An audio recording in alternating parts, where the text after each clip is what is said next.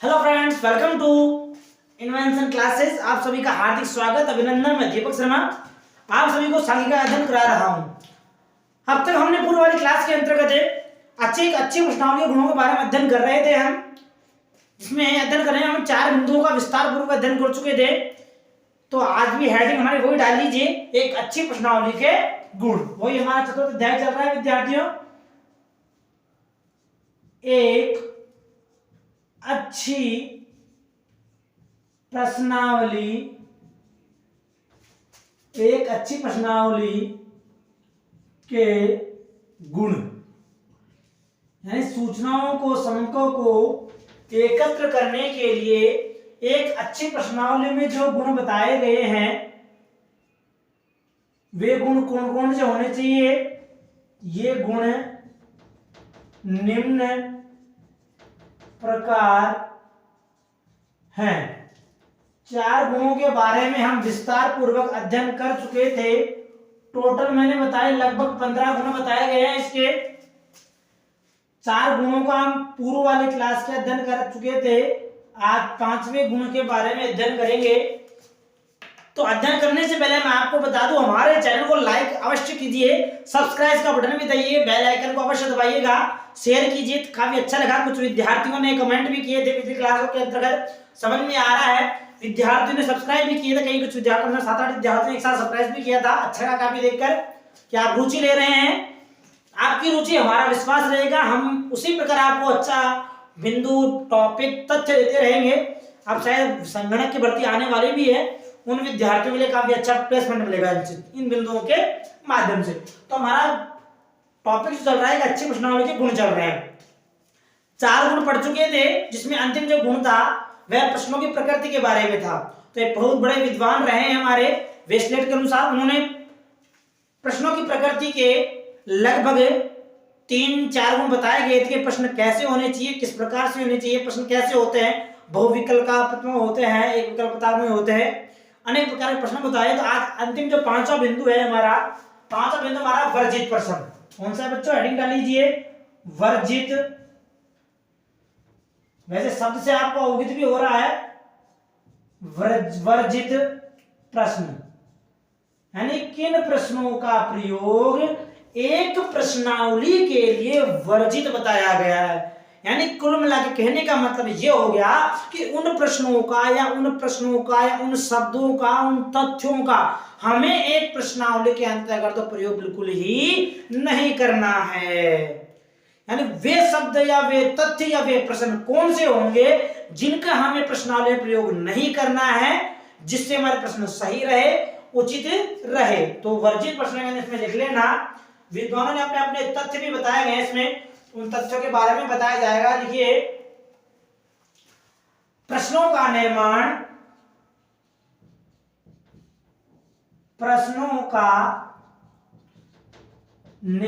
यानी प्रश्नों का जो निर्माण किया जाएगा, तो प्रश्नों का निर्माण मानवीय मनोवृत्ति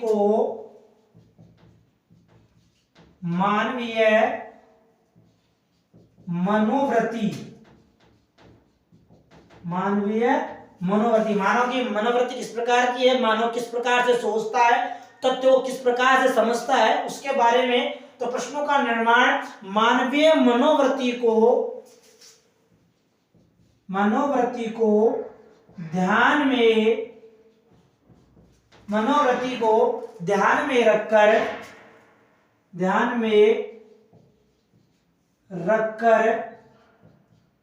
बनाए जाने चाहिए। यानी जो प्रश्न बनाए जाएंगे वह मानव की मनोवृत्ति, यानी मानव सोचता क्या है, समझता कैसे है, वे समझने से ऐसा नहीं हो आपने प्रश्न क्या पूछा है और वह मानव या वह व्यक्ति या वह सूचक आपके प्रश्नों का गलत अर्थ तो नहीं निकाल रहा है। यानी परफेक्ट बिल्कुल सही अर्थ निकालना चाहिए। कहने का तात्पर्य हो गया, यदि मानव या वह सूचक आपके बिंदुओं को, आपके तथ्यों को सही प्रकार से समझ रहा है, तो आप ऐसे कह सकते हो, ऐसे मान सकते हो कि वह आपके प्रश्नों को समझ रहा है। तो प्रश्नों का निर्माण मानवीय वृत्ति को ध्यान में रखकर बनाए जाने चाहिए प्रश्न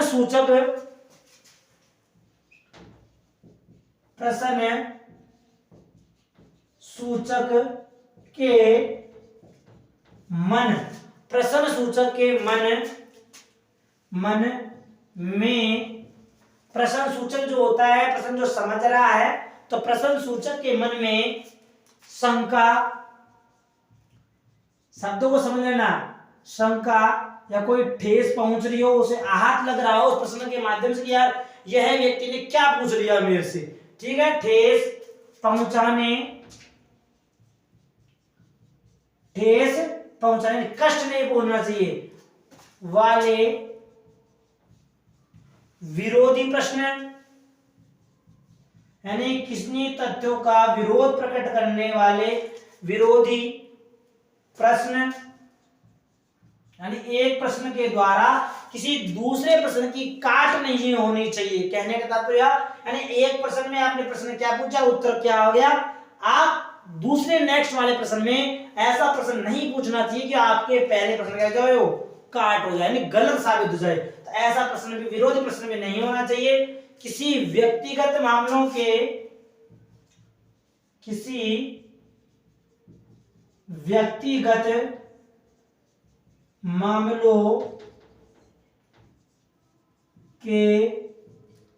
प्रश्न किसी व्यक्ति से संबंधित नहीं पूछने चाहिए, प्रश्न नहीं पूछने चाहिए। ऐसे प्रश्न भी नहीं हो, पुनः रिपीट कर रहा हूं, एक बार तथ्य को समझ भी लेना, जान भी लेना। कहा गया है प्रश्नों का निर्माण मानवीय मनोवृत्ति को ध्यान में रखकर किया जाना चाहिए, लेकिन यह कह दिया गया कि प्रश्न सूचक के मन में, यानी यह जो प्रश्न सूचक, जो प्रश्न जिस व्यक्ति से पूछा, जिस सूचक से प्रश्न पूछा जा रहा है वह प्रश्न सूचक माना जाएगा। तो प्रश्न पूछने वाले के मन में शंका भी नहीं होनी चाहिए कि आपने प्रश्न कैसे पूछ लिया, क्यों पूछ रहा है भाई, उसको मन को उसके ठेस बिल्कुल नहीं पहुंचनी चाहिए।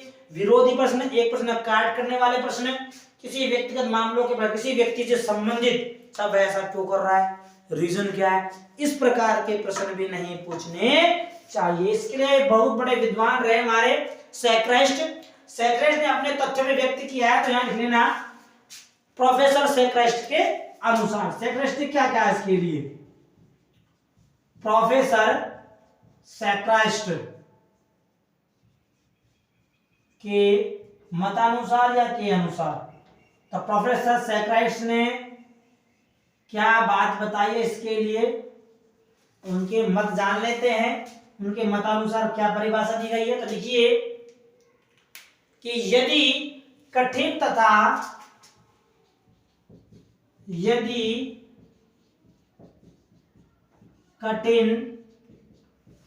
कठिन से तात्पर्य क्या हो गया यहाँ पर बच्चों, कठिन से तात्पर्य जटिल से लिया गया है, यानी जटिलता के बारे में। तो यदि कठिन तथा अपरिचित प्रश्नों,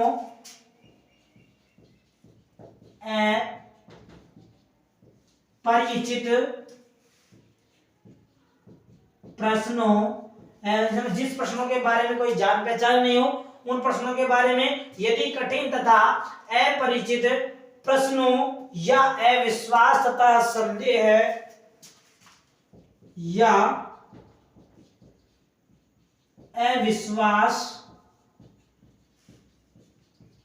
तथा संदेह उत्पन्न करने वाले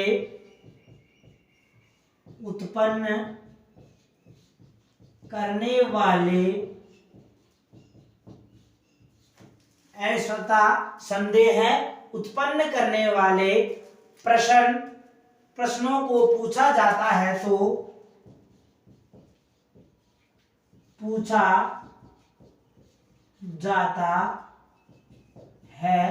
तो संदेह उत्पन्न करने वाले प्रश्नों को पूछा जाता है तो उनके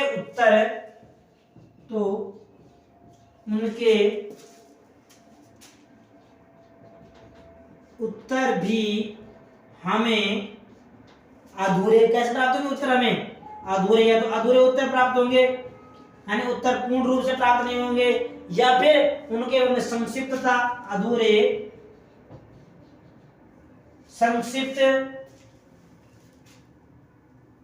अधूरे, संक्षिप्त, अर्थरहित, संक्षिप्त, अर्थरहित यानी उनका कोई अर्थ नहीं निकलेगा, किसी प्रकार के मीन्स नहीं निकल कर आएंगे। तो अर्थरहित या सामान्य या जानबूझकर, सामान्य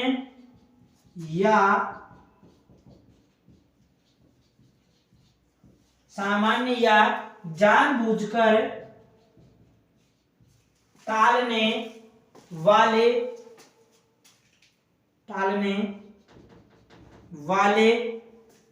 होने की संभावना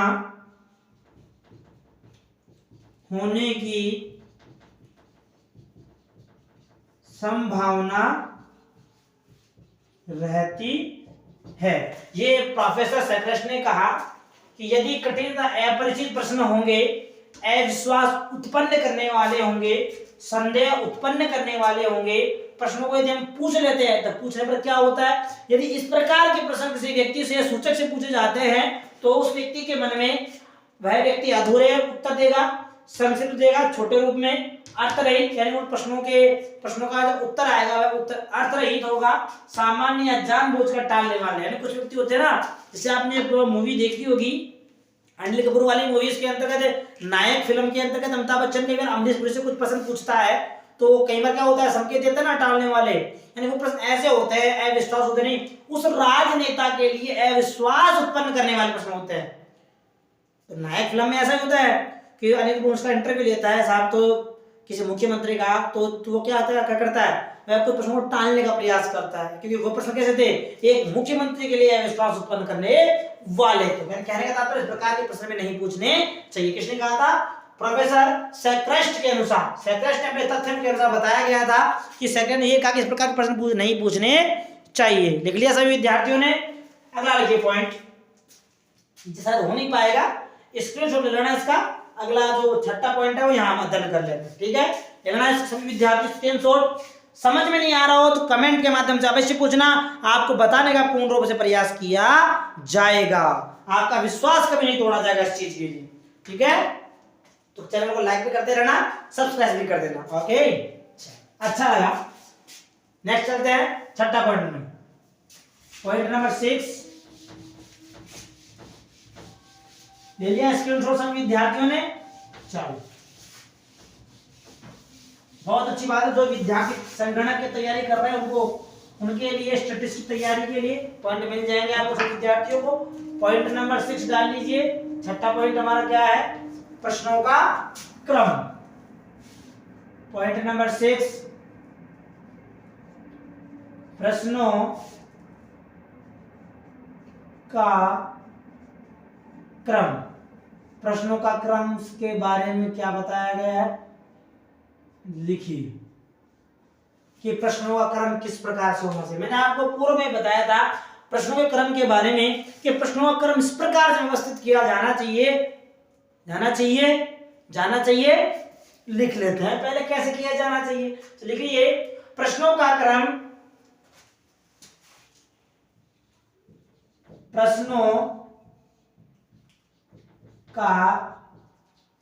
क्रम इस प्रकार से, प्रश्नों का क्रम इस प्रकार से हो, प्रश्नों का क्रम इस प्रकार से हो कि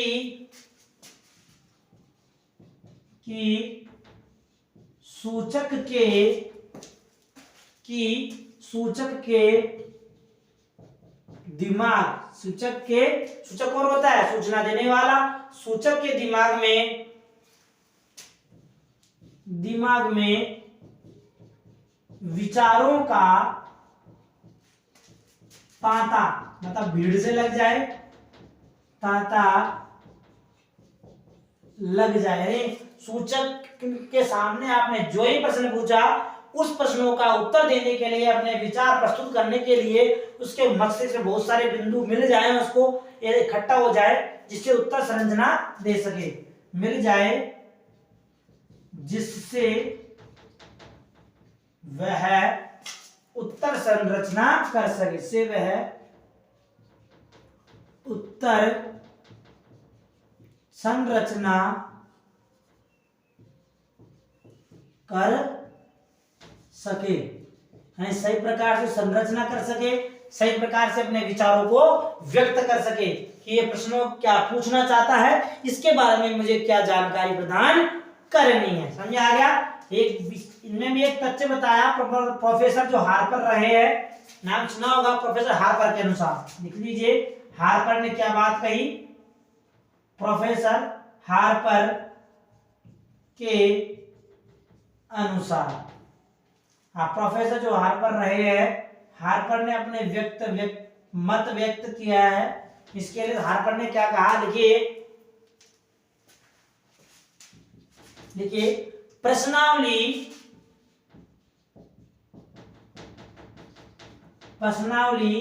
इस प्रकार बनाई जानी चाहिए,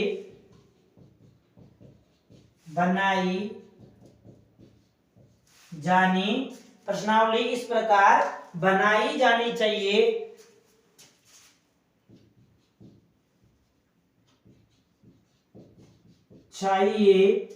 इस प्रकार बनाई जानी चाहिए जिससे क्या, जिसमें वैज्ञानिक परिभाषा से यथावत लिखना पड़ता है, जिससे प्रश्न तर्कयुक्त है, प्रश्न लॉजिकली प्रश्न होना चाहिए, प्रश्न तर्कयुक्त क्रम में हो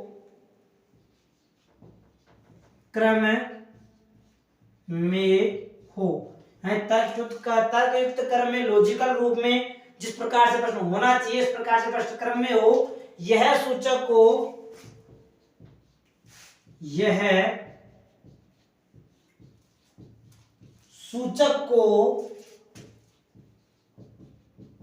प्रश्नावली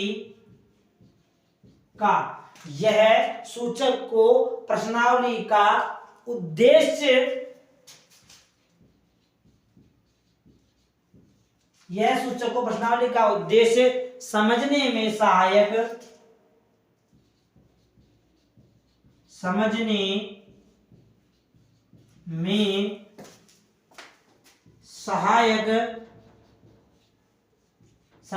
सहायक होता है,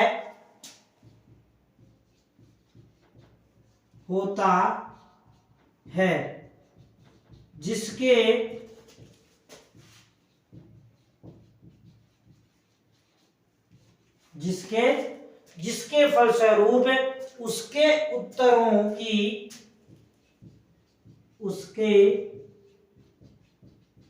उत्तर जो हमें आंसर प्राप्त होंगे, जिससे उसके उत्तरों की किस्म से तात्पर्य वैरायटी से है, श्रेष्ठतम क्वेश्चन का आंसर, ठीक है, किस्म में सुधार हो सके। ये मैटर कॉमर्स बन कहने का तात्पर्य, प्रोफेसर हार्पर ने अपने मत के अनुसार उन्हें अपने मत व्यक्त किए। उन्होंने कहा कि प्रश्नावली जो होती है, प्रश्नावली जो आपकी बनाई जाएगी, प्रश्नावली जो होती है तो प्रश्नावली इस प्रकार से बनाई जाए जिससे प्रश्न कैसे हो, आपको लॉजिकल प्रश्न होना चाहिए, जो प्रश्न जिस क्रम में पूछा जाए उसी क्रम में होना चाहिए। जैसे कि मैं पहले महात्मा गांधी बिंदु के बारे में पढ़ाने जाऊंगा, तो ऐसे नहीं कि पहले महात्मा गांधी के जो जीवन में क्या घटनाएं घटी उनके बारे में बता दूं, फिर उसकी महात्मा गांधी की शादी किससे हुई ये बता दूं, फिर महात्मा गांधी का जन्म बता दूं, फिर बाद में महात्मा गांधी। इस प्रकार से प्रश्न नहीं बनने चाहिए। पहले जो क्रम आए पहले जन्म आने चाहिए, शादी, जीवनी क्रम, कार्यक्रम, प्रमुख घटनाएं, अंतिम दिव्यांगता, मृत्यु कब हुई। तो क्रमबद्ध रूप से प्रश्न को व्यक्त किए जाने चाहिए।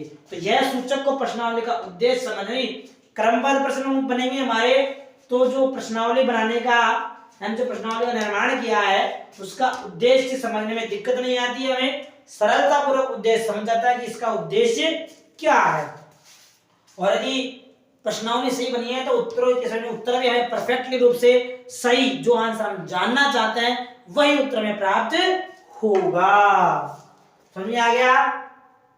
चलिए अगला देखिए पॉइंट नंबर 7, सातवां पॉइंट क्या है? प्रश्नों के उत्तरों का ज्ञान। इसको लिख लो या स्क्रीनशॉट लो, ऐसे करो कि फिर नीचे लिखो शायद हो नहीं पाएगा। चलो ट्राई कर लिख लेते हैं, बाकी तो चलो ऊपर लिख लेंगे, ठीक है। सातवां लिखिए, हेडिंग डाल लीजिए प्रश्नों के उत्तरों का ज्ञान। सातवां गुण क्या है? प्रश्नों के उत्तरों का, प्रश्नों के उत्तरों का ज्ञान।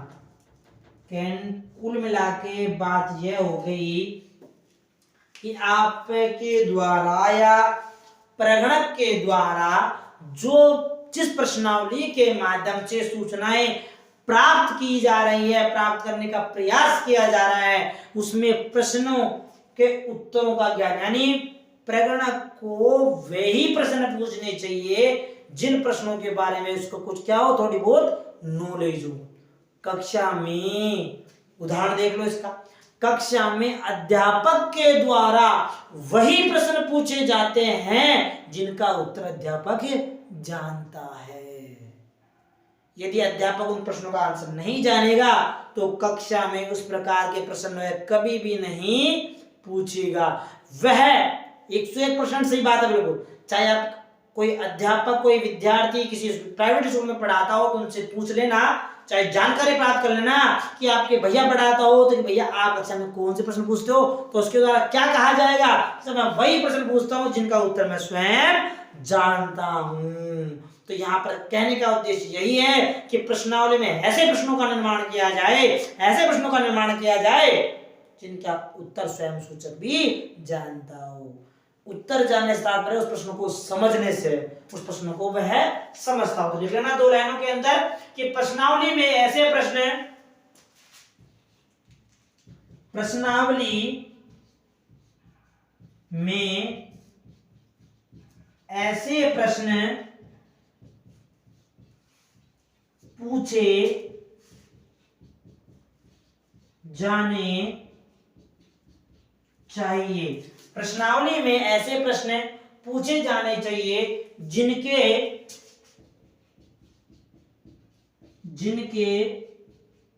उत्तरों के बारे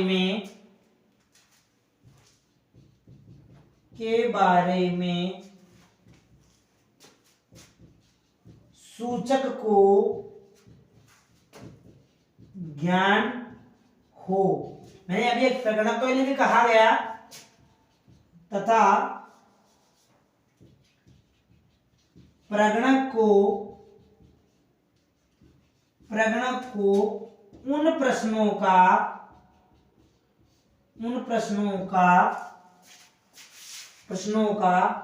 अर्थ भी ज्ञात हो। प्रश्नों का यानी जिस सूचक से प्रश्न पूछा जा रहा है वह सूचक उन प्रश्नों के बारे में समझता हो, प्रश्नों का अर्थ जानता हो। सूचक के साथ साथ प्रगणक का भी दायित्व बनता है कि प्रगणक उन प्रश्नों के उत्तरों का, उत्तर से तब यहाँ नहीं है, ऐसे नहीं है कि साहब में किसी चीज आपकी आयु कितनी है तो यहाँ प्रगणक नहीं बता पाएगा आयु, लेकिन यह आयु पूछने तात्पर्य उस व्यक्ति की आयु से, उम्र से है, अवस्था से, वह उन शब्दों को डिफाइन कर सके।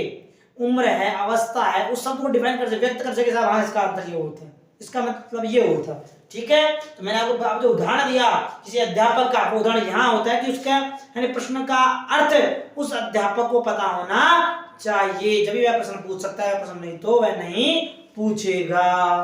समझ में आ गया? ये हो गया 7वां गुण। आगे चलते हैं। आगे चलने से पहले इसका स्क्रीनशॉट लेना, चैनल को लाइक और सब्सक्राइब जरूर करना। ठीक है, स्क्रीनशॉट लेना इसका। आगे वाले बिंदुओं का अध्ययन करते हैं विस्तार पूर्वक। 7 गुण हो चुके हैं प्रश्नावली के, कि एक अच्छी प्रश्नावली के अंतर्गत इन प्रकार के गुणों का होना परम आवश्यक है। ले लिया स्क्रीनशॉट सब विद्यार्थियों ने? ठीक, आगे चलते हैं। पॉइंट नंबर 8वां,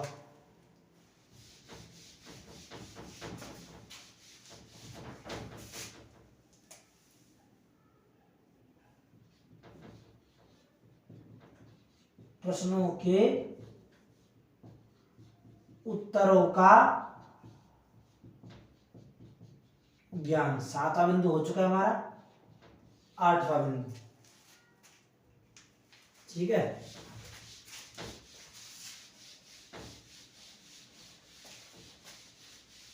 8वां बिंदु का अध्ययन करते हैं। 8वां गुण कौन सा होना चाहिए? 7 गुण हो चुके हैं हमारे, ठीक है। यहाँ कर लेते हैं बिंदु नंबर 8। 8वां गुण कौन सा होगा? 8वां गुण लिखिए सत्यता की जांच। सत्यता की जांच। सूचक के द्वारा दी गई सूचनाओं की जांच भी कर लेनी चाहिए कि सूचक जो सूचनाएं हमें दे रहा है वह सच है या नहीं। और दूसरी बात, प्रगणक के द्वारा या अनुसंधानकर्ता के द्वारा उन प्रश्नों को भी जांचना चाहिए कि जो प्रश्न हम पूछ रहे हैं उन प्रश्नों के उत्तर हमारे लिए सही होंगे या नहीं। यदि सूचक जो हमें सूचना देगा उसके बारे में तो लिख लेना इसमें कि प्रश्नावली में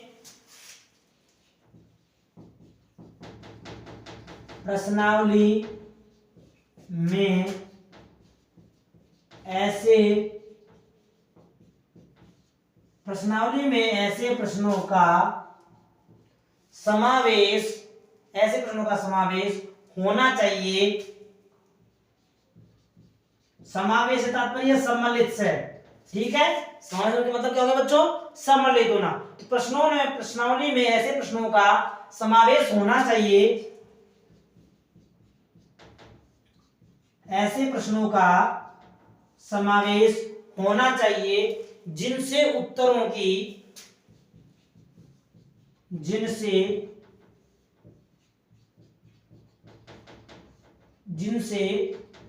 की यथार्थकता या समय ऐसे कह सकते हैं सजीवता, जिनसे उत्तरों की यथार्थकता की परस्पर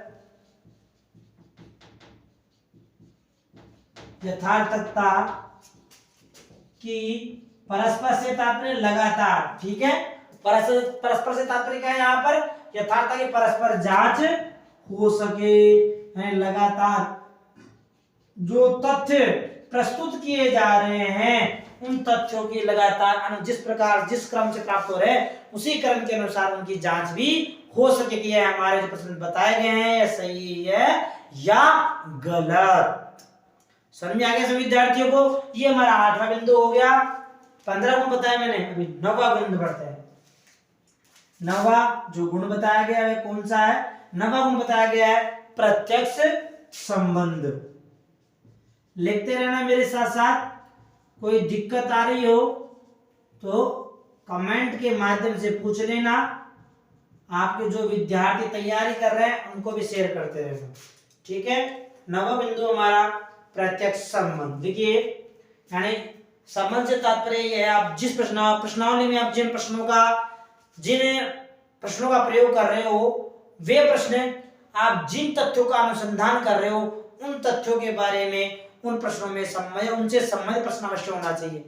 जिस प्रकार की जब किताब में चैप्टर पढ़ते हैं तो चैप्टर के पीछे अंत में क्या दिए हुए थे? प्रश्न दिए हुए थे, और उन प्रश्नों का उत्तर कहाँ होता है? उसी अध्याय के अंदर। तो कहने का तात्पर्य यही है कि आप प्रश्न ऐसे सम्मिलित किए जाने चाहिए जो आपके अनुसंधान के कार्य को पूर्ण करते हो। अनावश्यक प्रश्न नहीं पूछने चाहिए, यानी ऐसे प्रश्न नहीं पूछे जिससे आप अनावश्यक पूछ रहे हो, आप कोई उन प्रश्नों के पूछने का कोई उद्देश्य नहीं निकल रहा हो या गलत अर्थ गलत परिभाषा आ रही हो, ऐसे प्रश्न नहीं पूछने चाहिए। इसमें लिख लेना कि प्रश्न अनुसंधान के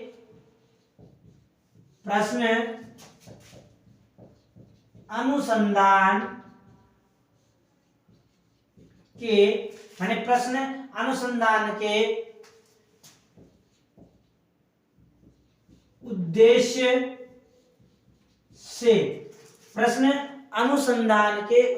से प्रत्यक्ष डायरेक्टली हम ऐसे कह सकते हैं प्रत्यक्ष संबंधित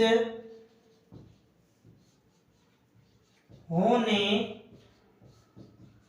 चाहिए। यानी प्रश्न कैसे होना चाहिए? उन बिंदुओं से या प्रश्नावली के प्रश्नों से संबंधित होने चाहिए जिससे जिससे आवश्यक सूचना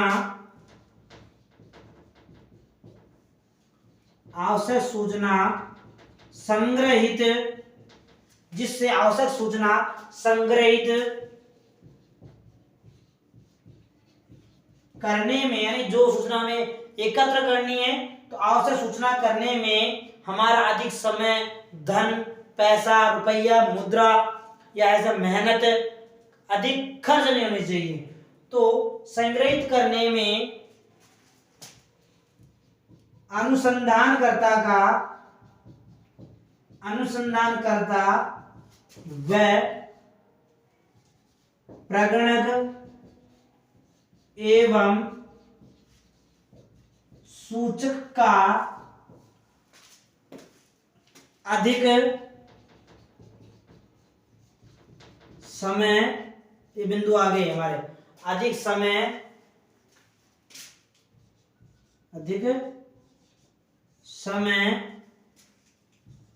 परिश्रम